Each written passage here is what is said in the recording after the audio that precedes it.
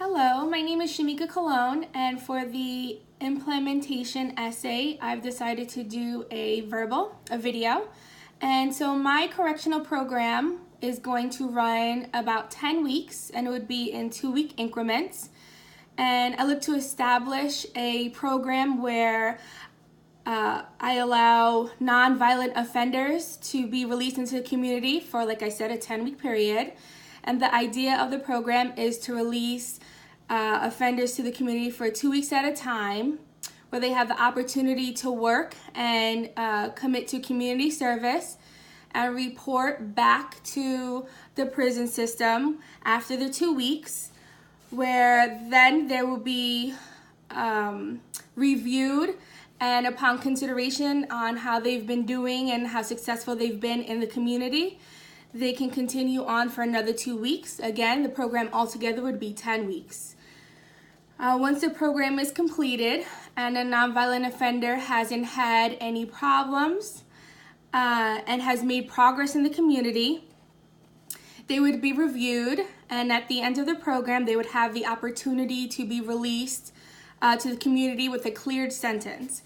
Now, these type of offenders that I'm talking about are offenders that have drug charges or offenders who pretty much low crime offenders. And so I have a chart here for offenses, and this is for Bureau of Prison Statistics, BOP.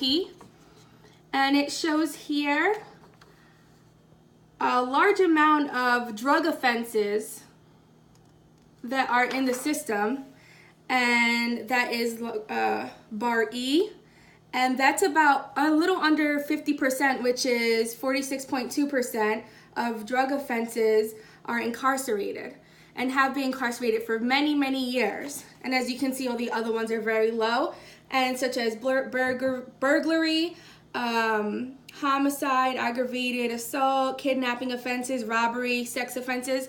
As I said, we're only talking about the release for nonviolent offenders.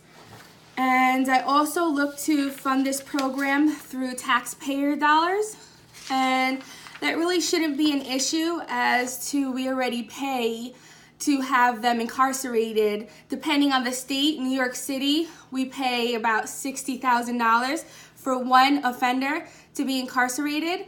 Imagine having them released to the community, where they can teach our youth and perform community service and better themselves and have an opportunity to learn from what they did wrong.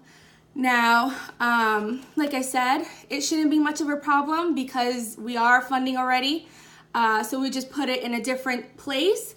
And should it not work, the offender does get put back into the prison system. It's not like a permanent thing where once they get released, they get released. And so that is my idea of my program. Again, it's 2 weeks at a time. They come back, get reviewed, they get sent back out for another 2 weeks, and it's 10 weeks altogether. And after the 10 weeks, they get reviewed, and they have the opportunity to be cleared sentence and back into our community, which helps out the prison system and our correctional officers because they have a heavy load on their plate already. And so that's my system, and again, it will be funded by taxpayer dollars, and that's it.